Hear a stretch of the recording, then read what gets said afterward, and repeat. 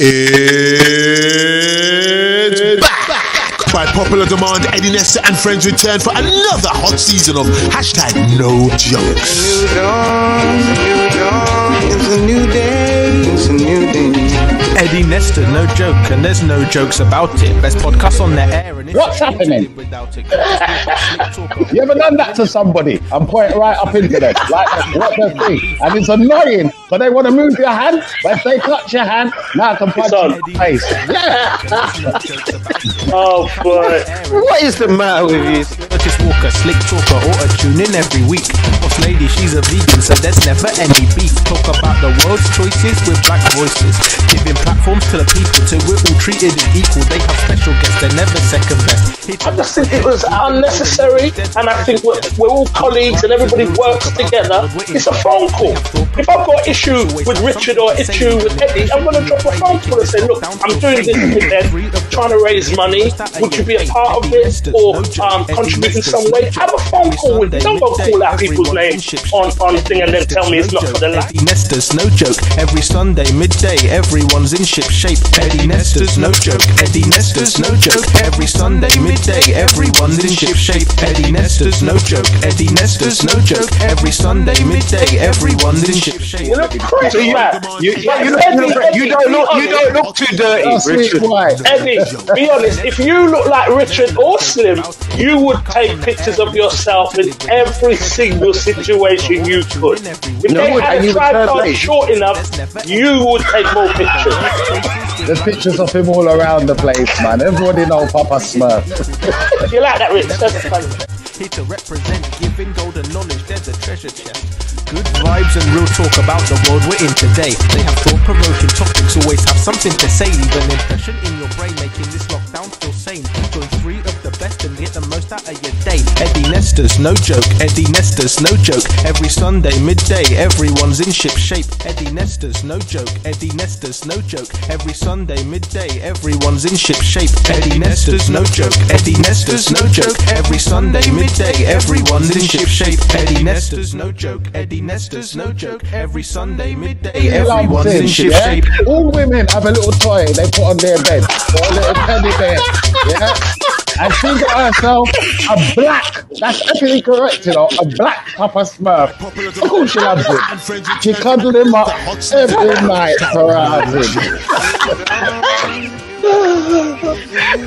My jaw is hurting me. This show has got the most laughing faces of all of your shows, Eddie. I must Shame say. to live without it. Curtis Walker, slick talker, auto-tune in every week. Boss lady, she's a vegan, so there's never any beef. Eddie Nesta, no joke, and there's no jokes about it. Best podcast on the air, and it's a shame to live without it. Curtis Walker, slick talker, auto-tune in every week. Boss lady, she's a vegan, so there's never any beef. Talk about the world's choices with black voices. Giving platforms to the people till we're all treated as equal. They have special guests, they're never second best. Here to represent, giving golden knowledge, there's a treasure chest.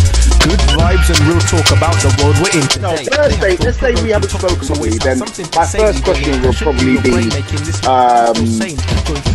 you know, do you have a good relationship with your dad? Eddie Nesta's no joke, Eddie Nesta's no joke. Wow. Every Sunday midday. You're going to know that because you got daddy issues. That's a serious thing, yeah. Sunday midday, everyone's in ship shape. Right, certain dads that went around, or maybe they're not so close. The same way that a woman could ask a man, what's the relationship like with your mother?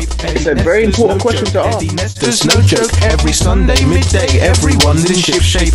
By popular demand, Eddie Nesta and friends return for another hot season of hashtag no jokes. Eddie Nesta, no joke, and there's no jokes about it. Best podcast on the air, and it's a shame to live without it. Curtis Walker, slick talker, auto-tune in every week. Boss lady, she's a vegan, so there's never any beef. Talk about the world's choices with black voices. Giving platforms to the people till we're all treated as equal. They have special guests, they're never second best. Here to represent, giving golden knowledge, there's a treasure chest. Good vibes and... Good afternoon and welcome to hashtag no joke. My name is Eddie Ness. It's an absolute pleasure to be here with you for the 5th of 6 of this present series. I'm hoping that I've got some good news for you. I really wanted to have it this week. I think we're nearly there, but we're not quite got it across the line yet. So we're here midday on Sundays. One more, as I say, after this, and hopefully by next week I'll have some news for you. Certainly, the news that you always expect is that Curtis Walker is good to go. Good afternoon to you, sir. How are you, King? I'm good to go. So you're out of the hotel now, are you?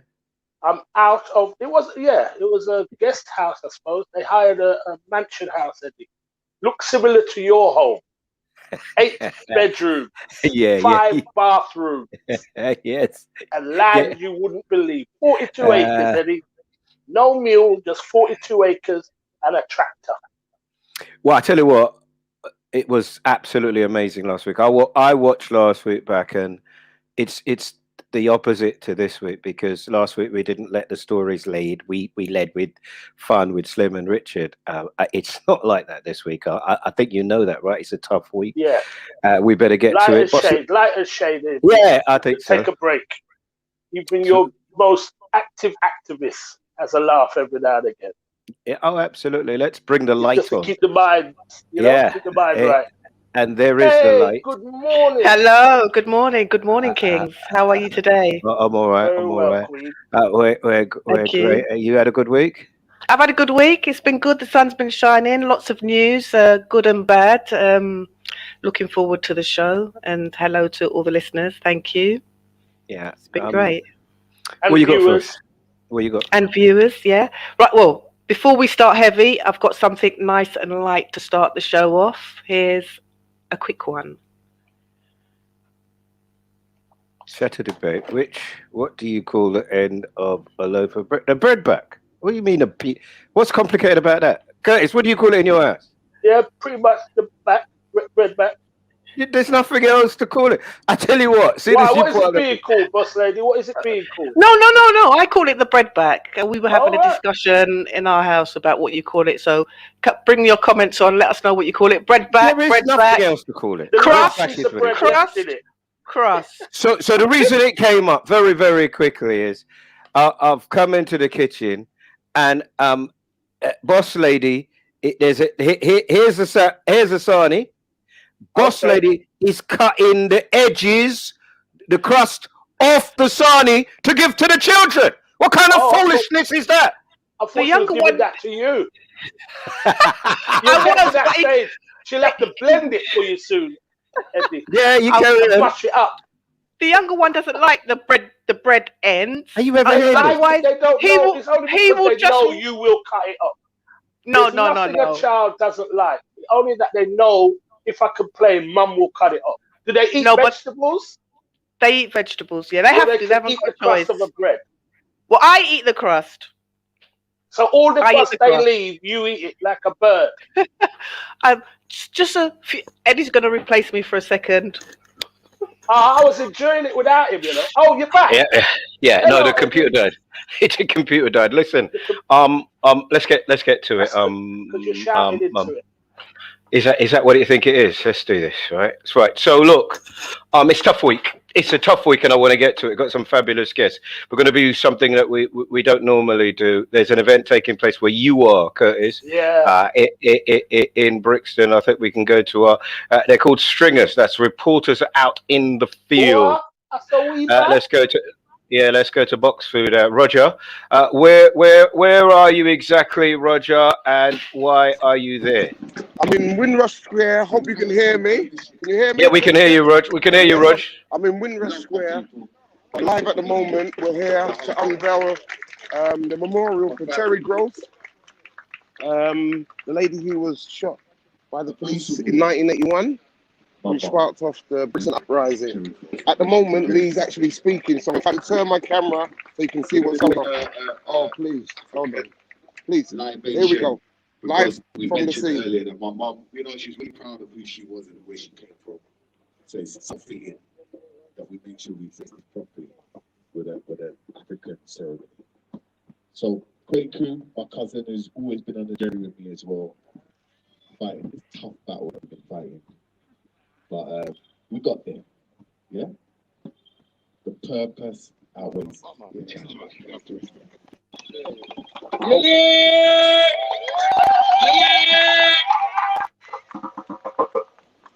Yeah. Yes. Just to say, Eddie, it's a beautiful memorial. Absolutely beautiful thing to look at, really is. Yeah, it looks absolutely fantastic. I mean, you got one of the finest architects in the world involved in the project. It is the middle of COVID, and hopefully everybody is safe. But look at this. There is a tribute being paid to a lady who was hurt by police when looking for her son. God bless him, Roger. Yes, sir. How many people would you say are there? I mean, I would say at the moment between 200 to 300, and the crowd is starting to. People are still coming as we speak. Very emotional. These two daughters made a moving speech about their grandmother, and they cut the ribbon at 12 o'clock on the dot. And now Quaker is sending libations. So it's a great sight. It's a great thing here. well, Roger, listen, we never done this before. We didn't know it would work. It's brilliant, mate. God bless you, and thank you very much, because you were the person that absolutely watches the show and insisted that this is something that we should have on the show when we had him on. So thank you very much to you, yeah? And we might come back to you later, Roger, to stay focused.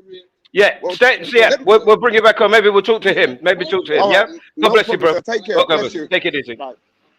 And that is really important, Kurtz. You know, you'd think you're doing a show that is important to people.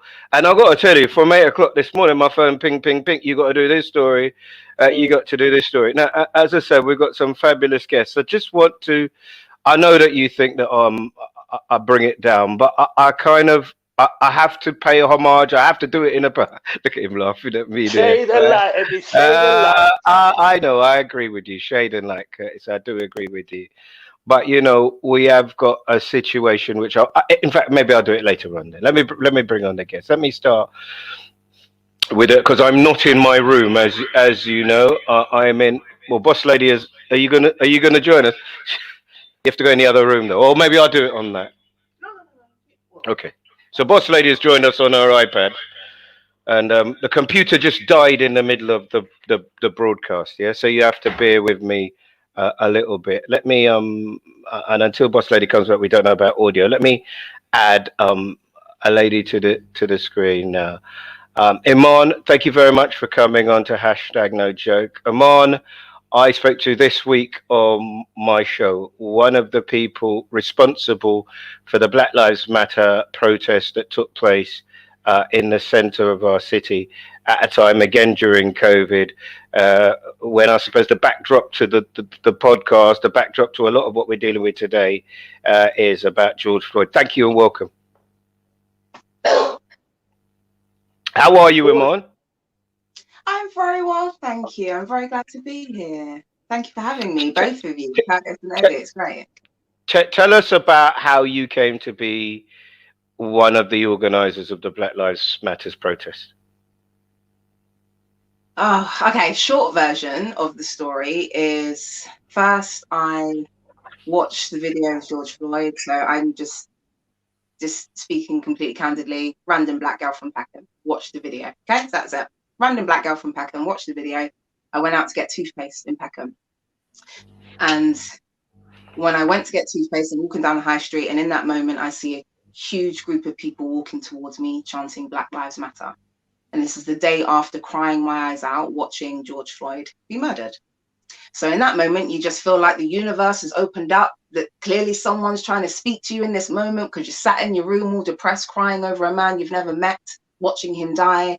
Now you're being greeted with a load of black people saying Black Lives Matter. So in that moment, spirit took over, instincts took over, jumped over roadworks and joined that protest.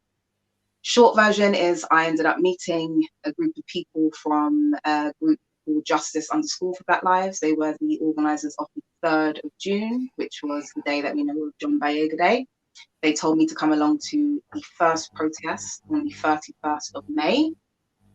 And it was that day when I realised quite quickly that there were thousands of people in the middle of Trafalgar Square chanting Black Lives Matter and George Floyd, but yet there were no organisers. There was no cohorts of people. There's no kind of section within the thousands of people where there were microphones and megaphones set up, nothing. So I stood on a pillar because I was looking for the leaders. I kind of rocked up, I got on the bus. I was like, right, I'm going to express how I feel. I've been sat in my house. I was watching George Floyd. I want to just go vent, just be free, just contribute to this moment. And I'm thinking, okay, out of sheer curiosity, let me stand on a pillar so I can get a better look at where the leaders are. Quickly realize there weren't none. Everyone decides to look back at me. I then end up being given a megaphone by a random lady. In that moment, I decided to use the megaphone, and literally the rest is history. So that's how that kind of... That's quite literally how you got your voice. Yeah, literally, down to a T. Went out to get Pearl Drops whitened toothpaste. That is the story, literally. And that's why you're here. And as I say, we had an interesting chat, didn't we, this week on Drive Time, and we want to talk about that. I mean, I don't know why we're here. I don't know why we're on. I mean, Curtis and I could probably argue that partly it was as a result of the death of George Floyd. I am pretty sure. So this week is an important week, and I thank you very much. We're going to go into it, the trial, what it meant to you. It's going to take up a large part of our show. As normal, please like, share, comment. We got Bus Lady on to read the comments. Have your voice heard. If there are stories you think we should be doing in a way that you think we should be doing it, this is your show. So let's get to it. My next guest, so welcome, Iman. Thank you very much. Our next guest is a lady with whom I've reasoned, argued, and debated. I've never met her. But many a time she comes on. She's a human rights lawyer. And when I find myself talking about Shemaima Begum or the Windrush generation, things like that, she's usually the person who we get on to Drive Time. So she's on the power list, which I tease her about. Curtis, you and I never been on there, the Black Power list. I think she comes in at number 7. So welcome to human rights lawyer Jacqueline McKenzie. Hello, good morning, or is it good afternoon now? Good morning. All of you, good morning. Good afternoon. Now, guys, you know that Jacqueline had to get ready for us, and the way, tell everybody how you got ready for the show, Jacqueline. What do you mean? You mean in between cooking the dinner and yoga? No, I thought the yoga was your preparation. Kind of some yoga moves, but the cooking was just a joke because my family are all watching and they're going to say, "Where's the food later?" So the cooking was just a joke. But it's interesting how many people you see in the comments literally saying, "I am cooking and watching and cooking and listening," because life goes on, doesn't it? And it's important. Yes. Yes. So as I said, you and I have debated many times. I've never met you, so thank you very much for accepting the invitation. Although we have met many years ago, but yes. He always forgets people. I must apologise for him. Outrageous. Constantly just, and then he'll tell you you're one of his good friends, and of course you've met Eddie. I obviously didn't make the Christmas card list. Obviously you're on the power list, but you're not on Eddie Nestor's which is the list I really want to be on. How can you meet somebody and just totally forget? How is it that you can, within 2 minutes, get all the guests that I've loved and you get them all laughing at me within 5 minutes? What's that? No, I'm just shocked. I'm a bit shocked. But anyway, carry on, Eddie. We've met. You know that, right, Eddie? We've met. I'll never forget you again, Jacqueline. Good.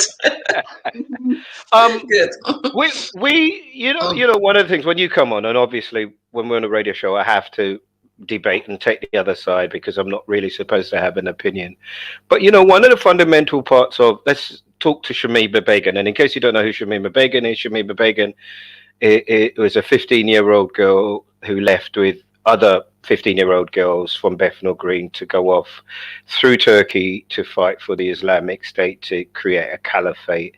It didn't go wrong. She met someone, and 3 of her babies have died, and now she wants to come home. And it is and has divided opinion quite clearly along political and colour grounds, which makes me feel really uncomfortable. So many of the arguments we have now. How is it that somebody born in this country, educated in this country, can be deported to a country that she's never been to? Well, that's one of the problems with deportation law, and it is legal. I mean, everything that's happening here is actually legal, but the arguments are that the law should change. So effectively, the government has said that she's entitled to another citizenship, i.e. the citizenship of Bangladesh. Although, interestingly, the Bangladeshis have said that that's not the case.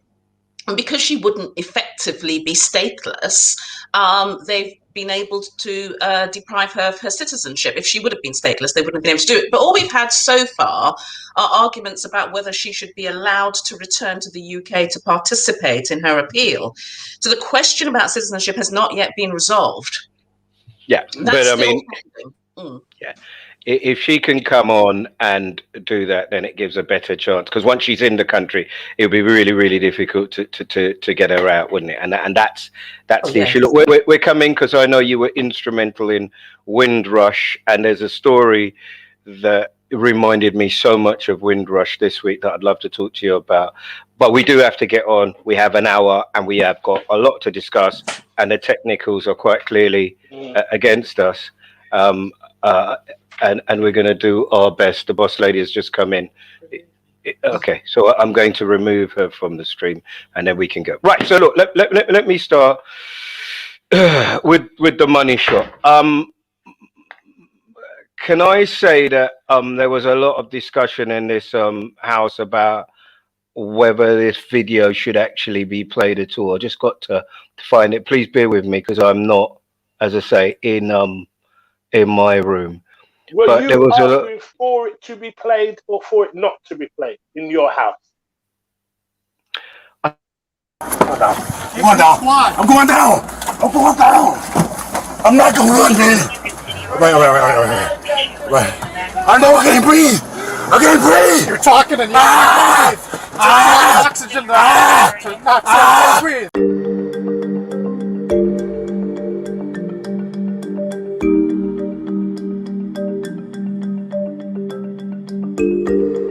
As you get in this car, we can talk. I am claustrophobic. I'm here working with me. God, I'm claustrophobic, man. You ain't reading or whatever you read. Get in the car. Get me in the front, please. No, you're not getting in the front. I'm claustrophobic. Get in the car. Okay, man. Okay. I'm not a bad guy, man. Get in the car. I'm not a bad guy. You ain't gonna win. Oh, God. My wrist, man. My wrist, man, please. Okay. Let me lay on the ground. I'm gonna lay on the ground. My wrist. Bro, you can't win, man.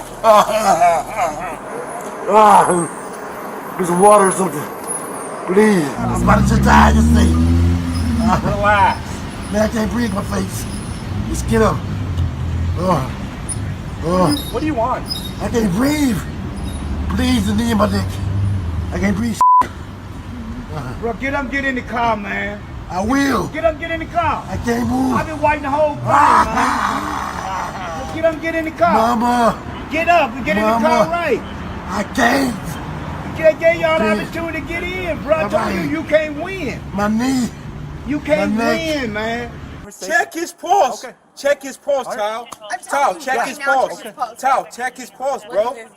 Bro, check his pulse, bro. You bogus, bro. Don't do you drugs, bogus. guys. Don't do drugs, bro. What is that? What do you think that is? You so you call what he doing okay? Get back. What is on it? 3 minutes. What are you doing? Bro, 3 minutes, bro. He's not moving. He's dead, bro. He's dead, Get bro. back on the street. Don't touch me. You could at least lifted him up off the ground, bro. We wouldn't even trip, bro. Yeah, 987. Minnesota Union with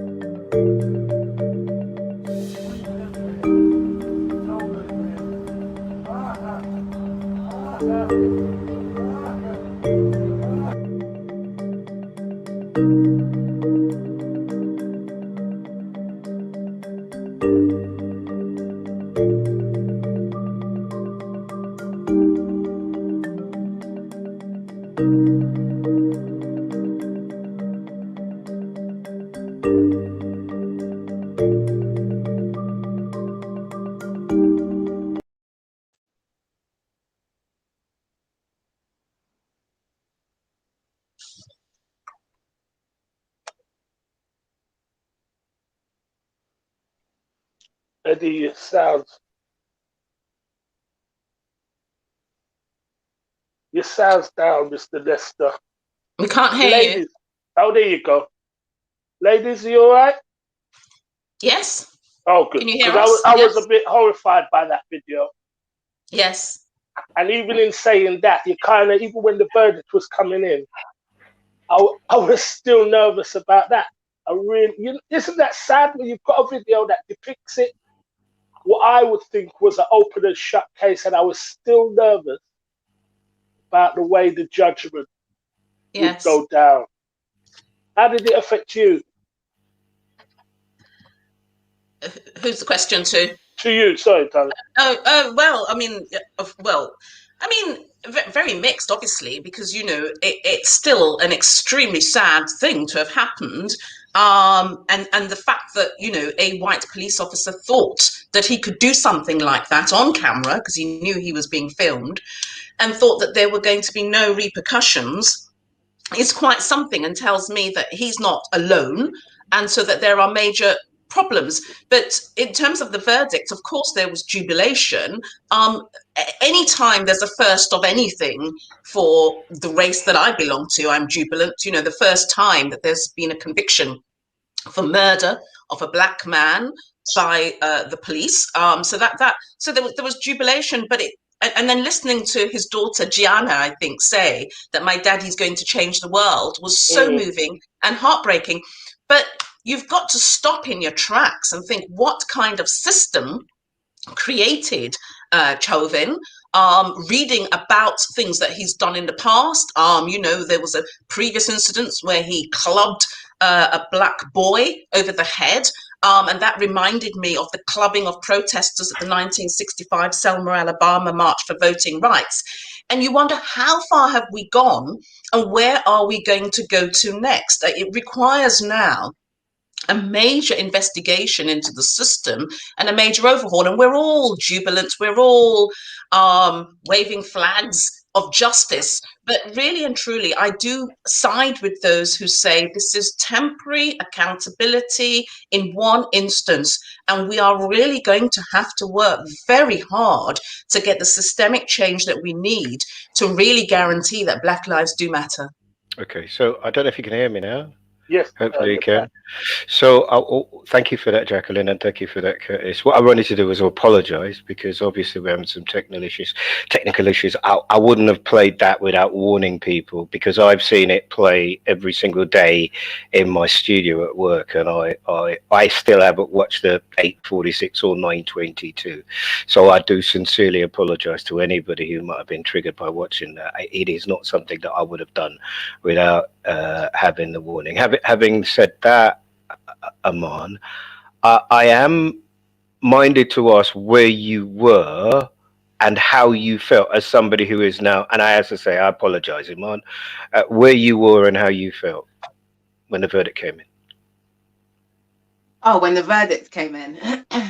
Oh my gosh, I was watching it. So I was watching it live downstairs with my mum in the living room, had the phone ready, watching it live on CNN.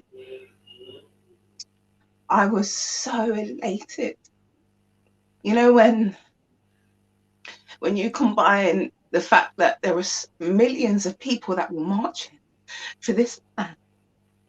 Millions of people marched for him. Millions of people know who he is because they watched him die. So to be able to watch the moment when he gets justice, Lord Jesus, you know, you're ready to party, ready to dance, you're in your living room with your mum trying to have fun, because you just feel so grateful that a year later, after marching because you were so sad and marching because you basically traumatized, now a year later we can see that justice for that person that we watched being murdered. So it means a lot to me, like it does for everyone that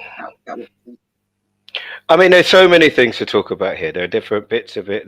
There's what happens ongoing, because it isn't just about Derek Chauvin. But might I take a chance, Curtis, to ask you about something that I felt, if I'm honest with you, for a little while now, personally, and it's something that I'm exploring. It's called survival guilt. I don't know if you've ever heard of something like that. I mean, imagine you have, Jacqueline, where, you know, lots of those people who watch that, one imagines particularly this young lady. None of Chauvin's colleagues turned him in. He murdered a man in broad daylight, and we are here today because of a brave black girl named Nella Fraser kept taping despite the threats from the cops on the scene. And for me, now he's been proven guilty. You would have watched that and you would have seen those people protesting, black and white, and had any of them intervened, they would have been breaking the law. They would have been subject to the rules as they were. Probably shocked, Eddie. Yeah, That's but the reality of America. I just, because I remember watching it and thinking, not watching, I had struggled watching it, I did. But you're hearing these voices, and in my feelings, I was like, why doesn't anybody intervene? And then you sit back and you think about that situation. You'd have been shot. Had you approached that officer, the other officers would have shot you. And I think it is so important that the case continues on with the rest of those officers, and they are dished out the full extent of the law, because we have to change that mentality of protecting your colleagues or covering up when a colleague has done something so outrageous. Because bear in mind, although we're watching that verdict, a couple of hours, couple of days later, somebody else was shot. And it's just something that you think, like, is it a game they're playing? Are they trying to, the police this is, trying to prove they are stronger than the community, stronger than public opinion? And until you get those people who are working within these racist structures, the ones who disagree, the ones who have compassion, the ones who have a heart and are not racist, they must feel comfortable enough to speak when their colleague is doing something so outrageous. And we have to make it possible for them to speak. But, and here's the big thing, there's a woman who had her pension taken away, a police officer, because she stopped one of her fellow officers putting a stranglehold on somebody. And it's only this year and recently that she's got her job and her pension back. And that's what, there's this wall of silence. Well, that's what I'm saying, that has to change, Eddie. She has to be applauded, and society and those racist infrastructures have to be dealt with from within. And you, as an individual, you have to be confident enough. It's like the whistleblower thing. You know, when you're working in a place, whatever field it is, and something isn't right, you're suddenly vindicated because you mentioned it. We have to change that way of thinking. And the only way to do that is to punish severely the people who are perpetrating these things. Well, and those 4 or 5 officers that stood by need to feel the wrath of the law in order for the next generation of police to think about how they are policing the black community primarily. I've got to tell you, don't hold your breath. You have to be. Do not hold your breath. And then you're in a society where they're telling me to respect the police. How am I going to respect the police when they have zero respect for me and people like me? But I don't know that it is colour. Yeah, but do they like, I keep asking you, do they like police in Jamaica? Do they like police in Grenada? Do they like police in St. Lucia? They don't like police in Nigeria. It's about power. Just before we get off on that, right, because there are lots of comments coming in, and Iman, I am coming to you, but I really, I just want to get, do you guys know who this is? Oh, Lord Jesus. Look. Who doesn't? Yeah. Unfortunately, I know her name. Name of my existence. I'm so glad I don't live in that country. So her name is outrageous. Outrageous. She's on another level, right? Yeah, man. She comes. Here's it. I wish I could score an interview with a woman that George Floyd robbed at gunpoint, or the one that Jacob Blake, whatever, or the Deontay Wright physically assaulted and robbed, or the one Ma'Khia Bryant tried to butcher. Anybody got a contact? Now, in case you don't know who any of those people are, let's just go with the last one, shall we? Ma'Khia is the 16-year-old who was shot by police. The inference there, Iman, is that he is no hero, and the idea that we as black people are putting our hopes and aspirations into somebody who's been to jail as many times as George Floyd is wrong. Your thoughts on that, Iman? That's my thoughts on that. Utterly ridiculous. Let's just be real. Like, let's just be honest with ourselves. We all know that you cannot turn around and say because someone may have had a few incidences in their life where they may not have been the most amazing citizen, we therefore shouldn't care about their life. We therefore shouldn't care about what happened to them. Utterly ridiculous. That statement, Candace Owens, I bring it back to what you said earlier, power. Because we have to understand that in all of this comes power, right? This is why we see the things that we see. This is why people do the things that they do, some people. And Candace Owens is a perfect example. I do not believe that her as a black woman has just decided I'm going to completely and utterly dismiss everything black about me and just decide to root for the opposition. I don't believe that came as a what is it then? The only time we see her, and there's another guy here too. Power. She has power. If she derives power from making these statements. She gets it every single time. She knows the reaction. She knows how people feel about her. She knows that people hate her guts. She knows that people probably are plotting her demise as we speak. But yet she will continuously come out with statements like that. And on Twitter, of all places, on Twitter, the grounds to express your demons, attitudes within, right? That's her. She does it for power. I don't actually believe secretly that she's a terrible person. I think it comes down to power, and capitalism, which is a whole nother conversation. Those things affect you as a human being, right? And that's ultimately because every human being wants one thing, irrespective of race, religion, etc. We want the best quality of life.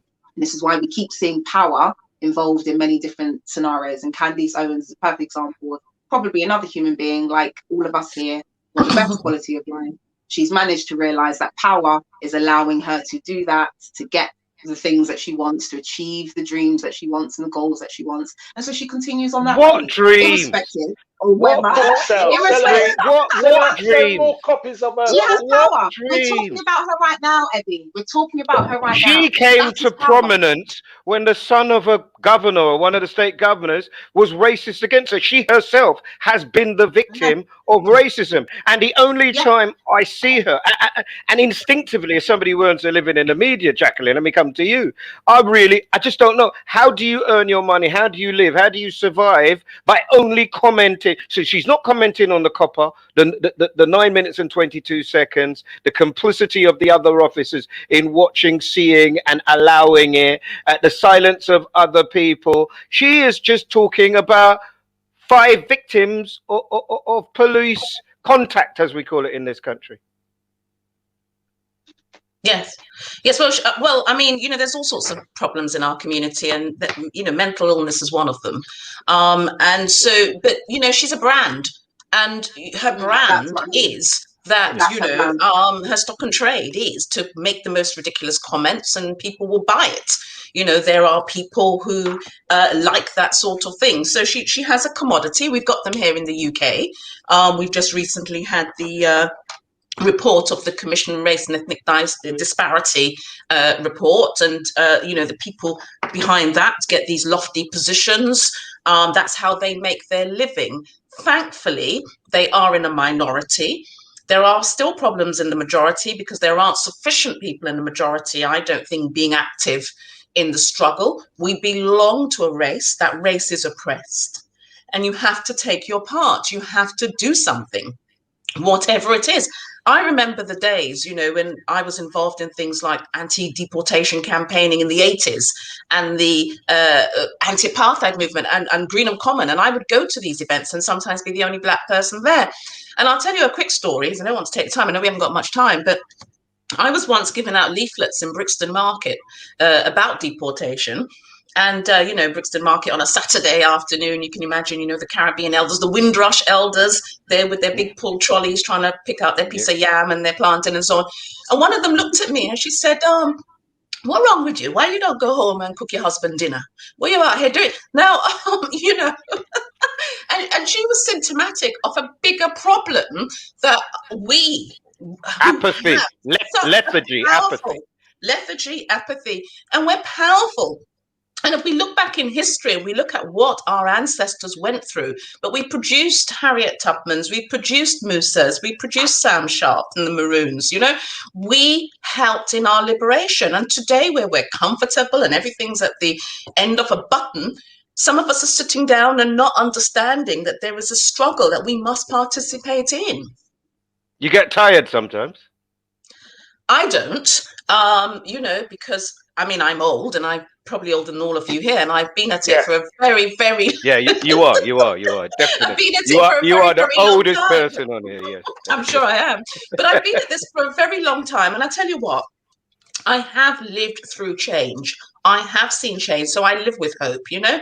I saw apartheid fall. I went to South Africa after that, and things are not perfect there, but what we've got is you know, it is incredible. If you think just, you know, how many years ago, 30 years ago, Black people could not live freely in their own country. I've seen changes here too, but we're not getting systemic change. You know, so every time there's something, and I think what Iman has done has, you know, with the Black Lives Matter is important in one sense, in that it's got us talking about things, and it leads to piecemeal bits of activity. So for instance, whilst Imam and her colleagues were busy marching, I was getting phone calls from white city law firms saying, can we come and help you with anything? Can we come and help you with Windrush?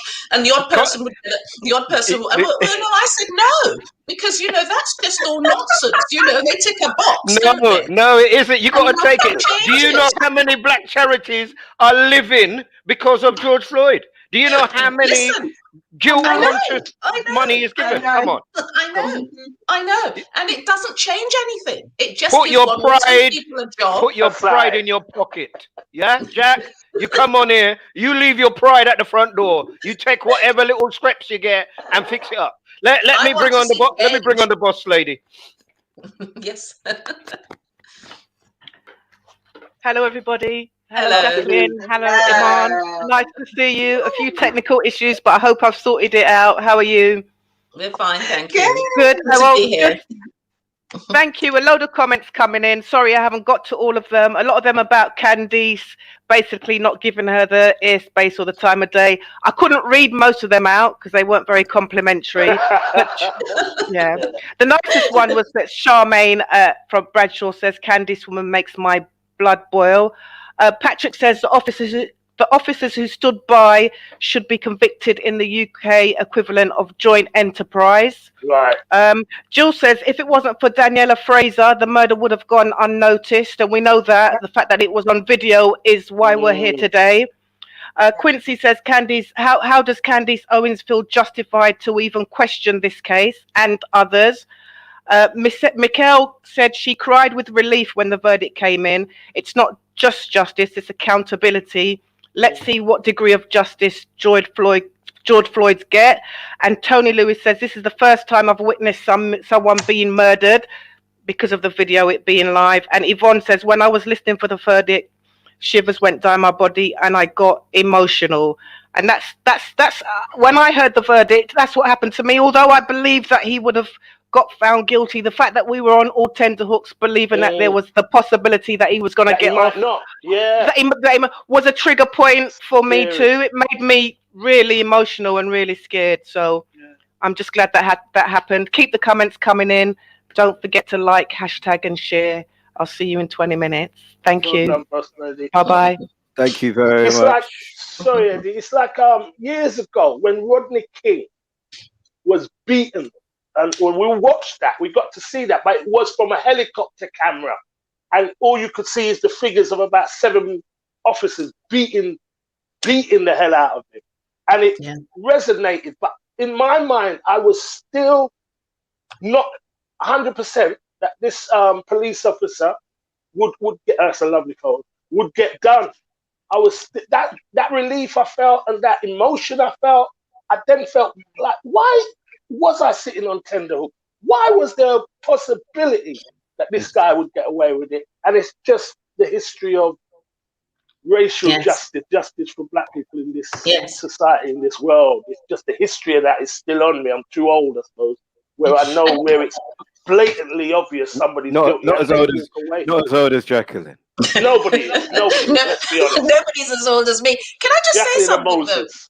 Can I just say something? One of the interesting things, and you've all touched on it, you know, the role of Darnella Frazier in this, filming that incident. I'm somebody that does film incidents and often get into trouble for that. And, you know, I'm always sticking my nose in when I see the police pulling our young men off the street and so on. I've got involved a few times. And I don't know if people are aware, but there is an attempt to criminalize that act. You know, you've probably seen the hashtag Kill the Bill, and there's you know, attempts to make it unlawful to actually film the police. And had the police not been filmed in this particular instance, we wouldn't have had a conviction for murder. It was the fact that the evidence was so overwhelming, and the fact that Curtis and many of us thought, oh, it's still possible that we might not get a conviction, or we'll get a low-level conviction of some sort, tells you how bad the system is. And really and truly, every piece of evidence that's available is important, and we've got to fight against any attempts to criminalise this. Well, I think part of that also is that what you've seen this week is people power. Because there's another story about football, which we may or may not get to, which is like the biggest story in the world. I say we may not get to it, but we should take an opinion of it. One of the people I've approached to be on here, actually, giving his opinion. If you don't know about the European Super League, you've probably been living on a different planet this week. It's where six, see if we can do this, six British clubs wanted to go off and play for big Wonga. It was pushed back, huge opposition to it. I don't know that I've ever seen such united opposition to anything. And that was a point that was not lost on Ian Wright. Isn't it amazing what people can achieve when they come together? It's an amazing thing. Fans around the world, everybody, UEFA, FIFA, everybody involved to stop this coup, which is exactly what it was. You know, common sense prevailed and the greed was crushed. But it's very difficult to ignore what can be done by everybody when they come together in respects of stamping out wrong, seeing wrong and stamping it out. Can you imagine how wonderful this world would be if everybody motorized themselves like that for racism, inequality? Could you imagine how wonderful it is? I feel amazing this morning because of the fans around the world. Every fan came together and done what they did. Could you imagine what it'd be like if we could do the same thing for racism? What's different? Only thing that's different is that there's no money to be gained from stopping racism. Because obviously, if there was, it probably would be eradicated. Listen, it had to be said, and I said it. Have a great day, everyone. Right, hey. Well said. What do you think? Well said. Well said. I mean, he's right, isn't he? No, absolutely. He is. He's right. The only thing I would say, though, is that football in itself is problematic. I mean, this particular initiative with billionaires trying to make even more billions, you know, is problematic. And I'm not, you know, I don't know anything about football. I'm just looking at it from the perspective of how capitalism gets involved in every single aspect of our lives. But even without the Super League, even with the current structure of football, there are big issues. The amount of racism on the pitch, the fact that there aren't enough black coaches, where are the black managers? And the fans really don't have a say, and the clubs are still manipulated by big money. So I was really quite surprised about this whole debate and wondered, well, what's it really about? Because the fans think they've got power, but I don't think they have. Well, there you go. The government got involved is what happened. And the government said that they would not issue passports for emergency workers. They issued edicts to local authorities not to give safety certificates. So things that matter to the UK government. Just want to get your thoughts on this. You, Iman, first, please. Black lives, no. Safety of women, no. Food poverty, no. Hungry children, no. Trans rights, no. Police brutality, no. But here's one they are going to get involved. I mean, it might be a bit cruel, but you kind of understand the point that's being made there, right? Yeah. That's perfect. That probably sums up exactly how I feel. I don't follow football, and especially this specific conversation centered around this kind of Super League or whatever. It is minuscule in comparison to what we are dealing with in terms of being black people, in terms of institutionalized racism, all forms of racism. It doesn't, you can't compare the two. So for me, I'm not going to even spend I'm not trying to separate them. I think they're part of the same thing. That this is about money. This is about money, and this is about power. When those kids stab each other in the streets of London, what do you think that is about? That's about money, that's about power, and that's about status. And what they see, and what I see, is that you are given respect. No matter how you come about that money, you are given respect in our society if you have money. Yeah, fact. Yeah. And I think that's where it comes into this kind of new generational shift in terms of priority. So when I speak to my mum, who's in her 50s, I'm 30 in 7 days' time. So we have a 50-year-old and a 30-year-old talking about racism and how it's transitioned over the years, right? And so for her and for her mum and for her mum's mum, it's always been overt forms of racism. For me, because society transitioned a very long time ago, I'm now experiencing covert forms of racism. I do also experience overt, but what is most prevalent in our society is covert, which is obviously much more subtle, microaggressions, etc. And so, massive difference. And I think it's important to understand two things.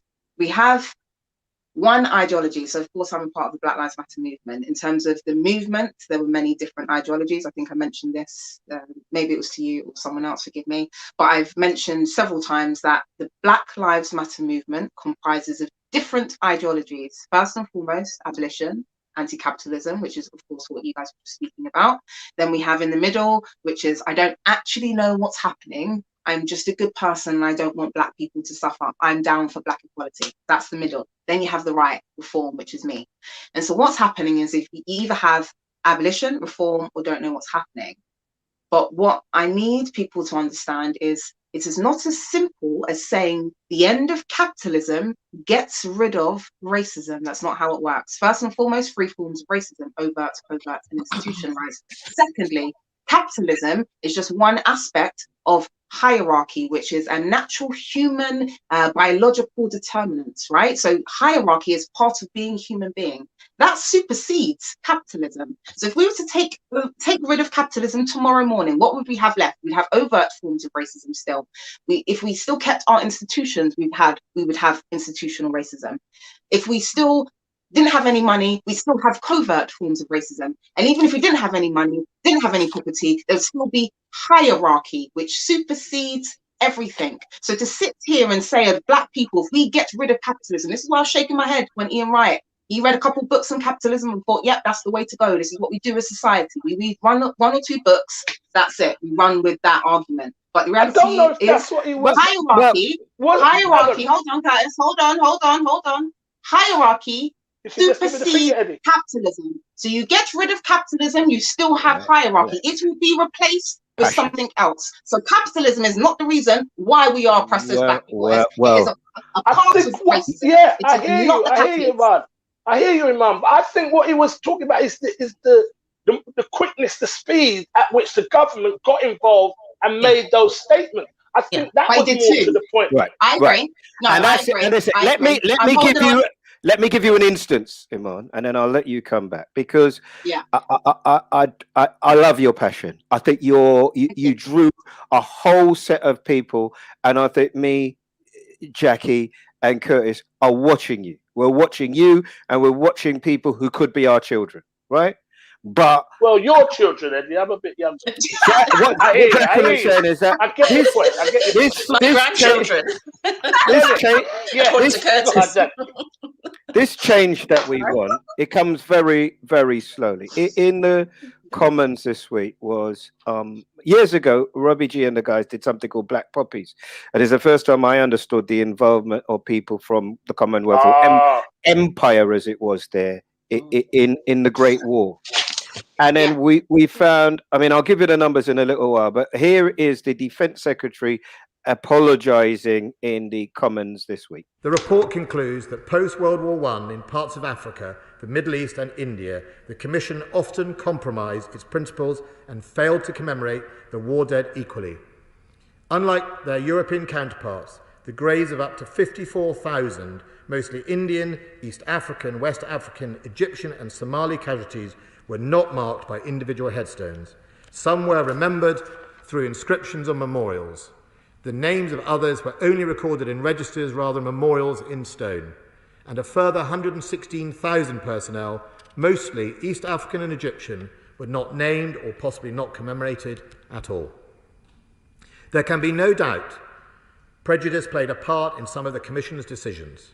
In some cases, the IWGC assumed that communities of forgotten personnel would not recognise or value individual forms of commemoration. In other cases, they were simply not provided with the names or burial locations. So let me give you that, and I'm going to come to you, Iman, first, because I've taken away from your space. I give you that in our speak. What he calls prejudice, I call racism, and it meant that the lives of those people who fought for empire were not as valuable as the lives of the white people who came from this country. We see that in almost every film. We see that in almost everything we watch. You would never know that part of the effort. Now, the Great War was 100 years ago. So you see how slow change is. That was why I wanted to show you that, not to tell you you're wrong. Sorry, Curtis. Iman, go on, Iman. Sorry, Dan. It is changed because they're recognizing. That's how it works in politics. You're just saying that. What's Let me explain something. Let me explain something. Okay, let me explain something. Okay, because this is what it almost comes down to. What do we as individuals regard as change? What do we regard as progress? Let me put it into an analogy for you.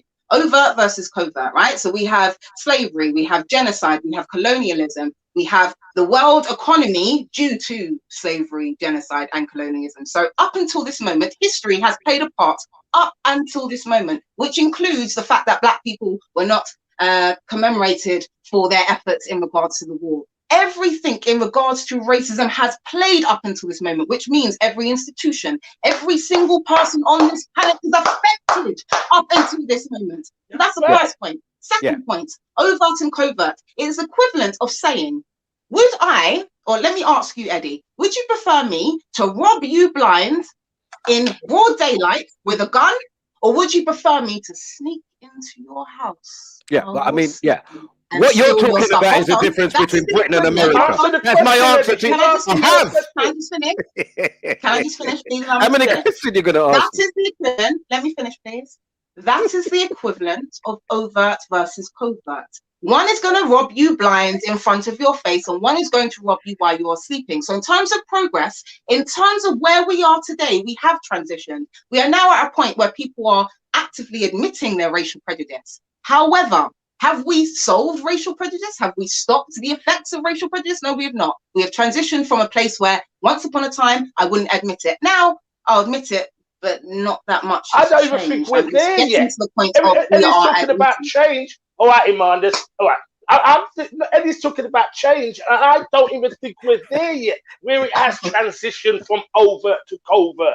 I think that the history of us, and what it highlights to me, is that all our lives, we have known that the representation of Black people across the world has been doctored, has been manipulated, has been erased. Right? And I have been raised from I was a child thinking that Black people were less than. So it made me internalize a lot of anger, a lot of issues, because I knew from you've got family elders who had sense, were telling you nothing never got up, right? And that is what is so frustrating about standing up in Parliament and saying, "Oh, I'm so sorry. Oh, we must apologize for the dead soldiers, the dead people who were not, the Black people who were not memorialized in history." We knew that.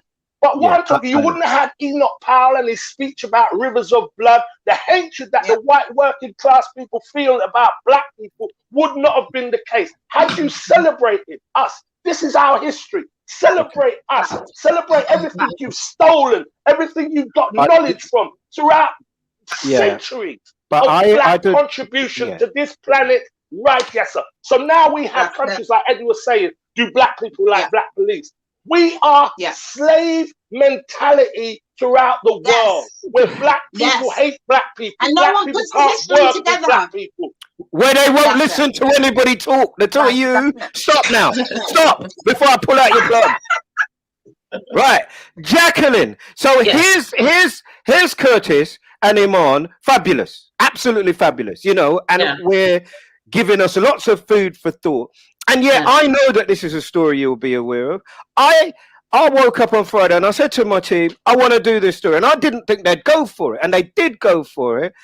And it is a story. Let me see if I can do it off the top of my head now, because Iman and Curtis has got me up in my feelings. So we've got 700 prosecutions of postmasters and postmistresses between 2000 and 2008 or something. And this Friday just gone, we saw them being vindicated. They'd lost their jobs, they'd lost their reputations, many of them put in prison, some of them have died, and they got their justice on Friday of 2021. And then what we got from the post office and the government was sorry. And we know they knew. We know civil servants knew. We knew they wouldn't listen to the people because they believed that they were right. It spoke to me, Jacqueline, and I know it's something that you worked on, exactly the same as Windrush. Tell me that I'm wrong, please. No, you're absolutely right. It's a miscarriage of justice, but it also overlaps with the conversation that just happened a while ago, because we would be completely wrong to think that you can take the discussion about the superstructure of money and power and capitalism out of a discussion about hierarchy and racism. One fuels the other. And these post office workers are absolutely a victim of this. Money was at stake here, because we now know from the evidence, and I mean, we have to be careful because I'm almost certain there's going to be criminal charges laid, or there should be criminal charges laid. Well, not yet, so you don't have to worry yet. So we don't have to worry yet, but we now know that senior people in that organization were aware, and they sat back and allowed people to go to prison, lose their homes. A number of them have died. That is exactly what happened with Windrush. People were detained, deported, removed, people died, denied life-saving healthcare, etc. It is another miscarriage of justice, and we have so many of them. And in the middle of them, it's this issue about hierarchy. Low-level sub-postmasters and mistresses, as they're archaically called, Windrush generation, black people who came here, you know, from the former colonies and so on, up against a superstructure. And you've also got within that, I'm afraid to say, lawyers, the criminal justice system, judges, all involved in this too. How is it that people didn't see a pattern emerging? How is it that the Home Office didn't see a pattern emerging? They saw it. They saw it, but they ignored it. They ignored it. We ignored it. And that's exactly what happened with the Windrush scandal. There was a pattern emerging. You're seeing people coming into you in their 70s, telling you they went to primary school in the 1960s, and it didn't stop and dawn on you that there's a problem. Well, of course there was a problem. Of course it must have dawned on them. But we weren't important. Those groups of people aren't important enough in society because they don't wield the power and they don't wield the money. And very often they're either working class, this is where we have the intersectionality, they're either working class or they're black or non-white. And they haven't got the Prime Minister's personal phone number. They can't text him and they sort this out. That's institutional racism. That's it. That's what that comes down to. Everything that you described so beautifully, Jacqueline, is institutional racism, irrespective of whether the person is black and brown. And we know this because of the race report, right? I don't know if we've got another hour to go into black and brown versus race, etc. But we know that irrespective of whether it's that's another show. That was institutional racism. But we've also got the story of the church this week, which I haven't even touched on, which is just an amazing story, which is that they are, give him his due, recognize it. I know that's not enough for you, Imam, but, for me, the fact that you actually recognize it, because they didn't do in the race report, by the way. So all these things that we've talked about, racial, structural, institutional, and based on class as well. But Tony Searle and his team didn't recognize it. I mean, let me just put one thing to you, man, on this thing to round it up. There is a didn't feeling. recognize racism. He didn't recognize racism. it as institutionalized racism. Wow, that's surprising. Right? He's And usually so good at that. What I do wonder is whether or not, and it speaks to a documentary I'm about to make, which is what do I say to my child about racism? And in this conversation that we're having about that, I might be wrong, right? You guys may well be ahead of me. But I had a woman who phoned me and said, my child is 9. I've told my child to do what to do when my child, if he's ever stopped in a car by the police. What's your 9-year-old doing driving? But that's not what she meant. What she meant was she's talking to her child about possibility of being abused. And if my child, I might be wrong, if my child, my 11-year-old gets hurt now, something happens, I want my child to run to the police. Because actually, that person in that uniform, that is what they are paid to do, to look after you, little boy. So it is for me. Well, I admire your confidence. I would, if my child was still able to run, I would say run home. Run to me, run to mum, run to uncle, run to anybody else. But do not run to the police. Because nobody got time for that mess. Run back to school. Run to a hospital. Run to a hospital. Just keep running outside the Windrush Run, Forest. run. And then the police would catch him, because a young black boy running is something they would pay attention to.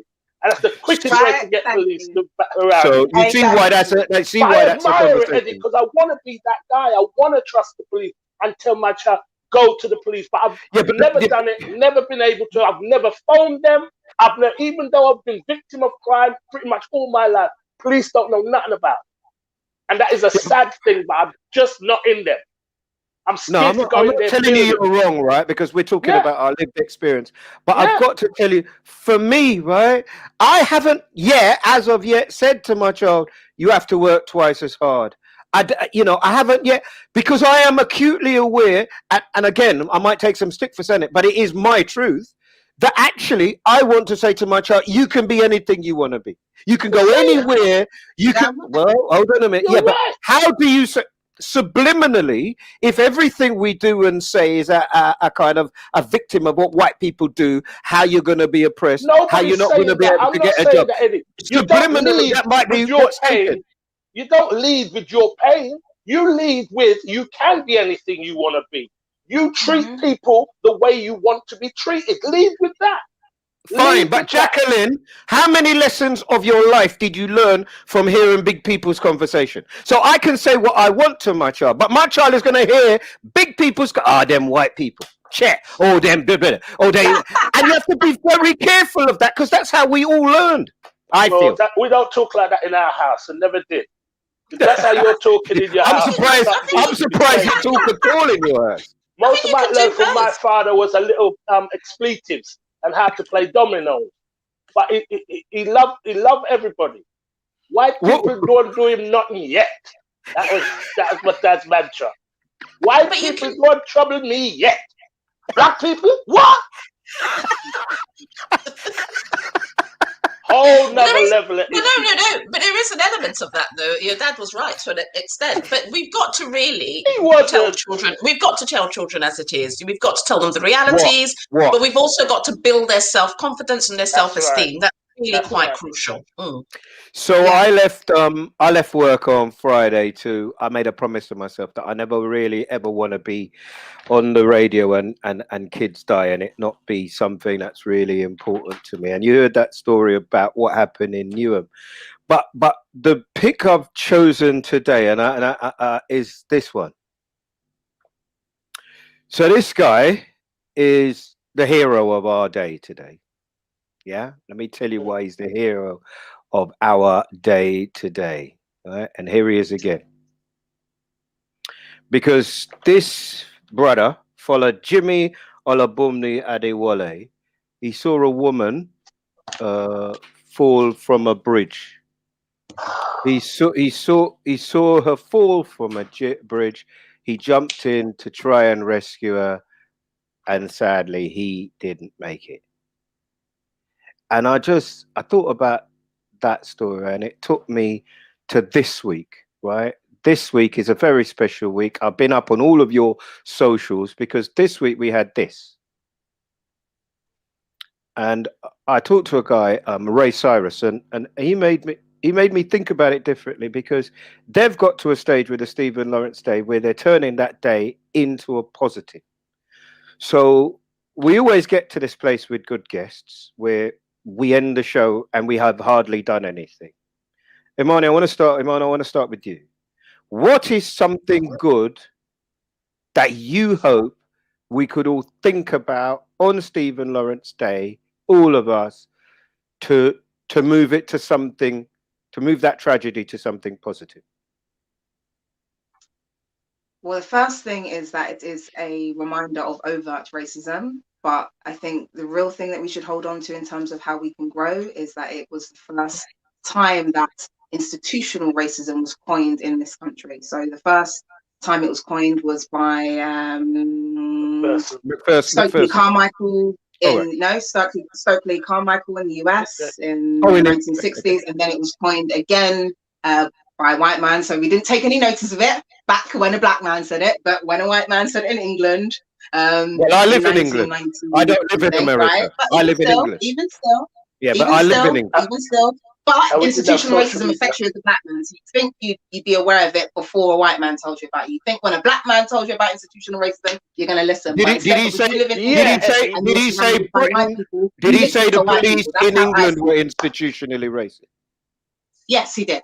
That was in the Sir William Macpherson report in regards to not in the Stokely Carmichael one. Okay. In regards to Stephen. So yeah, I take institutional racism being something that we can remind ourselves of every year. Right. Let me ask you the question again. Can you take something positive from this? That's positive. That's positive. Not having information. That is positive. How can that not be positive? We now have a new form of information that we can remind ourselves about each year. Eddie, I'm so sorry to let you know this information today, but having new information is a positive, okay? Yeah, tell him about it. Tell him. Unless it comes from the BBC. Well, we like fire. We like fire. You know, anything you say just makes it nicer. Doesn't change anything here. We like fire. Jacqueline, tell me something positive we can take. Yes, well, firstly, my condolences to the family of Jimmy Adiwole. That story absolutely broke my heart. Here is a young man wanting to do good for the community. We have so many young people in the Black community doing good. We never hear about them. So I'm really glad that you brought that story to the fore today. But just really, really heartbreaking. And I really do hope that something will be done to honor him and his legacy, and that we never forget him. In terms of the positives, what I want to see, and I think it's starting to happen because we're having discussions, and the elderly lady who was buying her yam and thought I was just a time waster giving out leaflets about deportation, and all the people who cuss me for not looking after my children but being on demonstrations and pickets, or worse, dragging my children along to the, we're seeing now people are beginning to say, oh, now we know what you were talking about and why why you've been this way all these years. And we are seeing a wider cross-section of our community picking up these issues, being interested in them. We're also seeing the most amazing group of young people who are so savvy. They're on social media, they're getting the messages out, they're having discussions, large numbers of followers who are listening to them and debating with them. All of that is brilliant. And as I said, in my lifetime, I have seen change which I never envisaged to see. So I know change is possible, and I'm hopeful. And a lot of the stuff that we've discussed today, the fact that the War Graves Commission have used the word pervasive racism, the fact that the church, one of the comments on here was that imagine the church suddenly, having to discuss racism, a church, the Christian Brotherhood. But why do they think that all the Black churches set up in the first place? All of our parents will tell you the stories of when they first came here. The Windrush generation, those churches closed their doors. They didn't want to. I remember, I before becoming a lawyer, I worked in Hackney Council, and I remember when Reverend Rose Hudson Wilkin, who's now the Bishop of Dover, Bishop of Dover, first arrived at her little church in Haggerston, and I was community development officer then. She half her congregation left partly mostly because she was black, but also because she was a woman, because the whole debate was going on then about women vicars and so on. And when the church needed money to fix a roof, she actually had to sleep on that church roof as a fundraising initiative, because the Synod or the Church of England hierarchy wouldn't give her the money that she needed. Her position in the church was diminished. And, you know, when the announcement was made, when that documentary was screened the other night, Panorama, and one of the bishops who's involved in this investigation, Bishop, I think is Cottrell's, his name, Stephen Cottrell, posted something. I then tweeted something.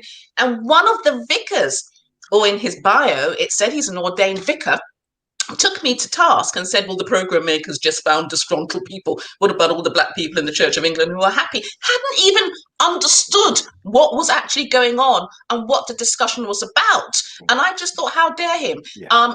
Unfortunately, my tweets have remained, and he's deleted all of his, so you get this skewed conversation. But this man was overtly racist, and he's an ordained vicar somewhere in this country, probably running a school, probably taking service, probably having black people in his congregation. And this was last week, you know, not 10, 20 years ago.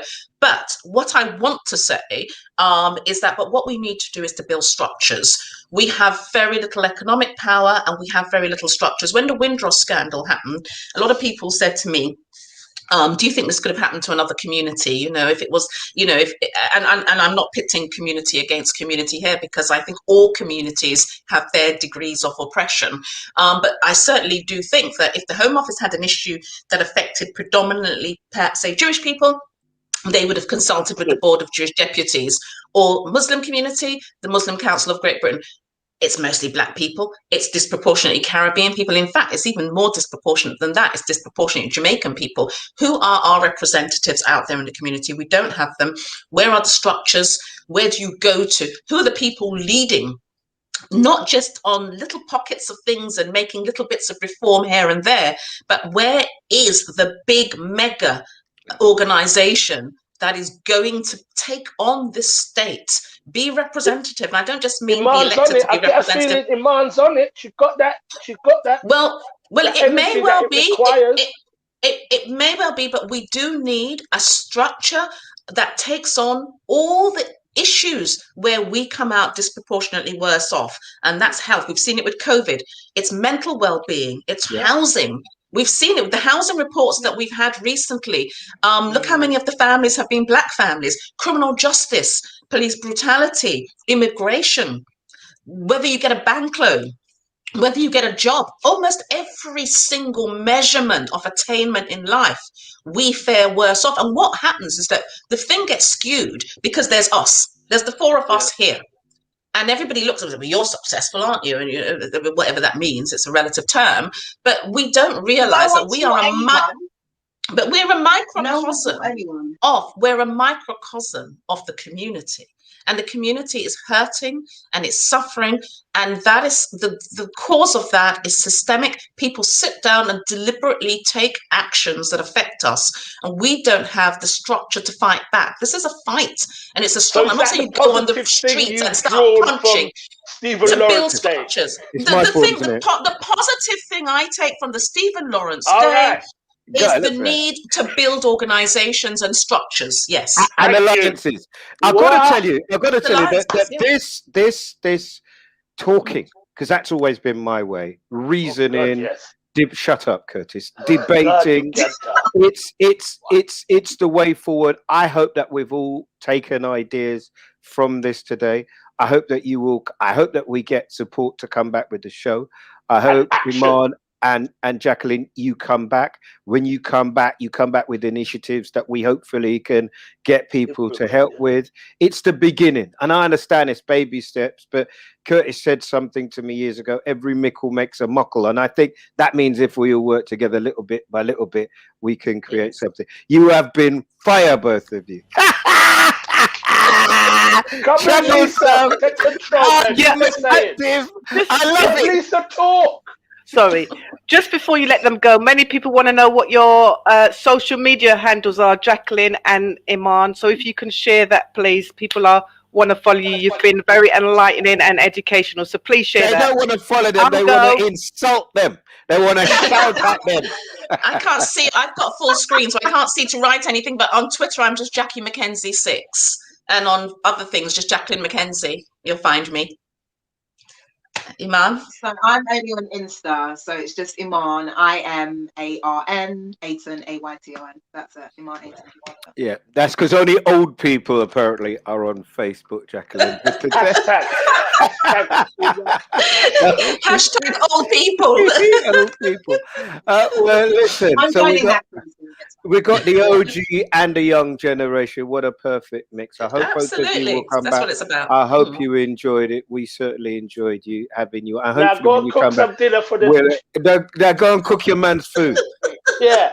Oh no! We do that misogyny at the end of misogyny, right? At the end of that Can you see that, Curtis? He set up all the way through right now. for that gag. Go do some yoga. All the way through. Go and do some yoga. Do you know how many You don't need to calories cook is in a anything Sunday? for anyone. Exactly. And do you know how many calories is in a Caribbean Sunday meal? We should be eating all that That's stuff why we're gonna anyway. do yoga. About 10,000 calories. Eat the food and then do the yoga to work it off. And then God do bless. yoga. God bless both of you. Thank you so much. Well Thank done. you. And good luck, and you cut her off. And good luck. That wasn't me. That was Boss Lady Cut. Hold on. No. I wanted to say bye-bye properly. And this was what we did to Richard, and it worked out really well. Hold on. Jacqueline, would you like to say a proper bye-bye? Yes, goodbye to both you, Eddie, and to Curtis, and to Iman, who I think's now gone, and to all the people who are listening or viewing. And it's such a wonderful program. I have been listening over the I past haven't got few any weeks. money. Don't say anything else. I'll send you my invoice. And I want to wish you all the best with it. I want to see it grow. It's a really good format. It's a great genre. It's really important for our community to be having these discussions. Thank you. God bless you, my lady. Thank you. Thank you. Thank you so much. God bless. Oh, well done. Well done. That was Oh, man. It took about 20 minutes for them to go, what is he saying? And then they just went off on one. Yeah. Lovely, isn't nice. it? To hear the passion. You intimidate them, Eddie. I don't intimidate. You know who intimidates people? Yeah. Me, of course not, Eddie. I don't intimidate anybody. I leave that for you. You noticed the picture behind her, Kurt? Can you see the picture? Oh, very nice. The George Floyd T-shirt. Yeah, very it nice. is one. Look, Curtis, quickly. I know you got lots, Boss Lady, but we got about 4 minutes to get That's about okay. 8 things in. People found this really unfunny. I didn't do it in front of our guests. That's really not. It's not it, is it? It's in really bad taste. I just want to say, I only put it up to say whatever. Our child had a few problems this week and got vexed with me. Wants a new iPad. I showed him this.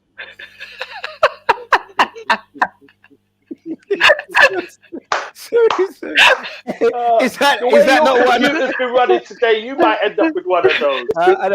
Curtis, in the lockdown, we know that fashion is going to be a thing for you. I found something, Curtis, for you to wear when we come out.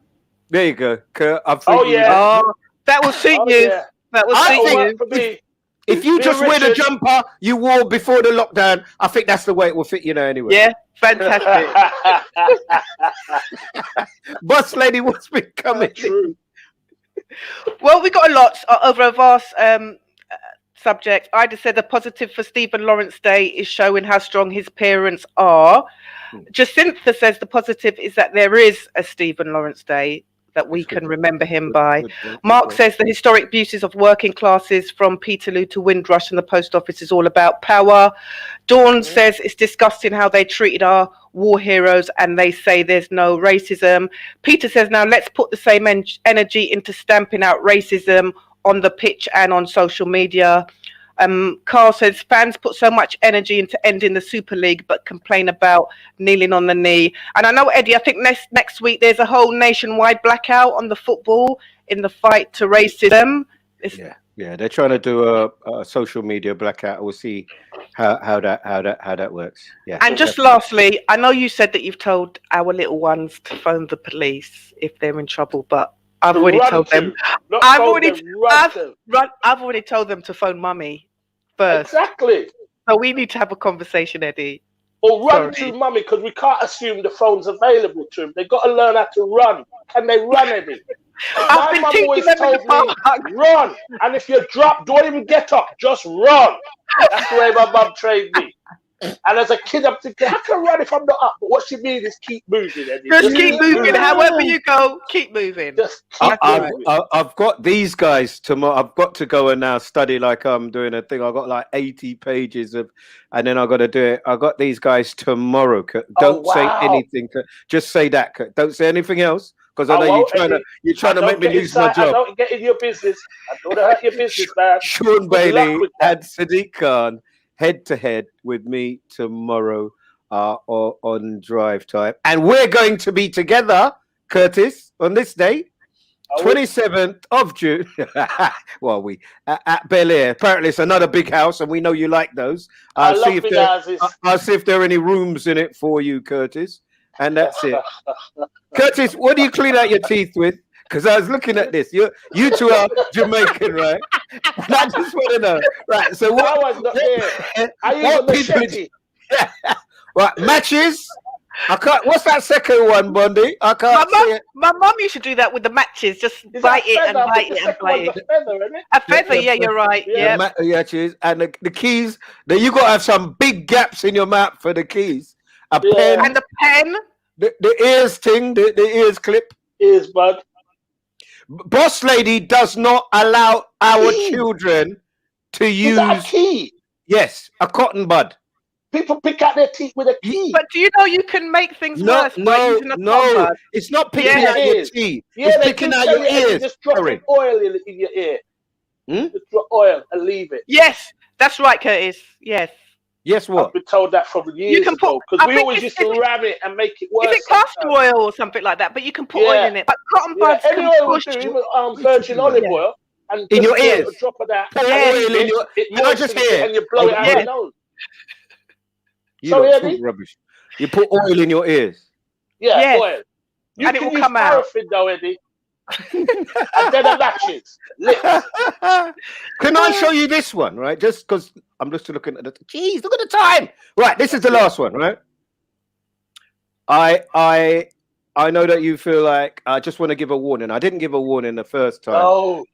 Yeah, but I am going to give a warning this time, right? There's a trauma in this video. So anybody who doesn't want to watch, I give you an opportunity. But I think it really is important to play this.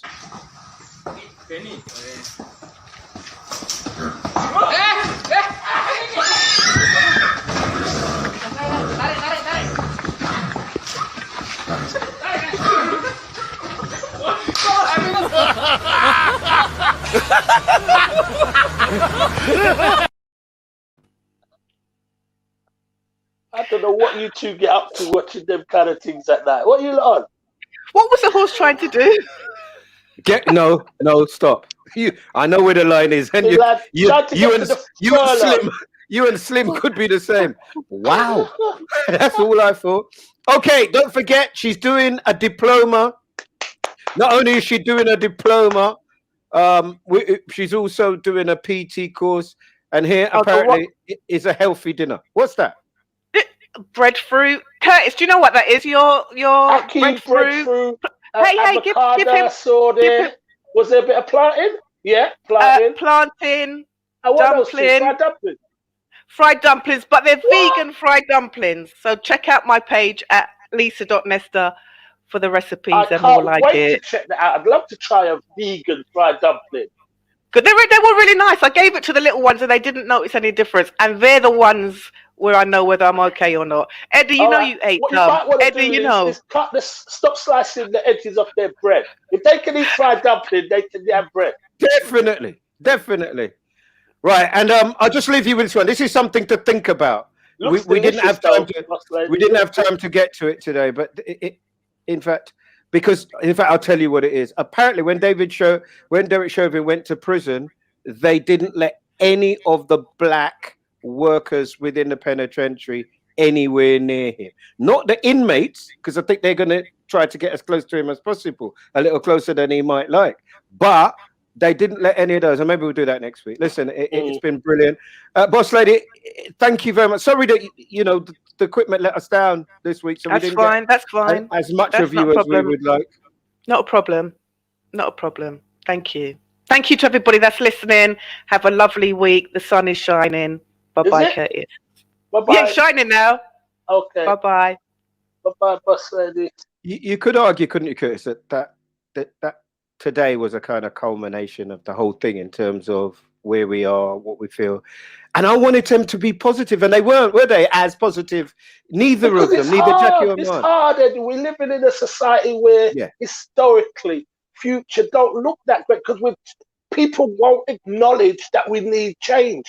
And when people won't acknowledge there's a problem, it doesn't bode well for the future. You've got to acknowledge there's an illness before you can go about treating it. And our system is designed to keep whatever the status quo is, the status quo, and you're constantly battling it. So as much as we want to be more positive, and for your children, you want to exude positivity, all you can tell your children is you can be anything you want to be in life. And we're 100% behind you no matter what life you choose. We've got you. And that's all you can tell your children. Let them walk with their heads high and confident. Because I'm sure they're going to meet isms along the way. They're going to. Absolutely. It's just the way we are. Unfortunately, Eddie.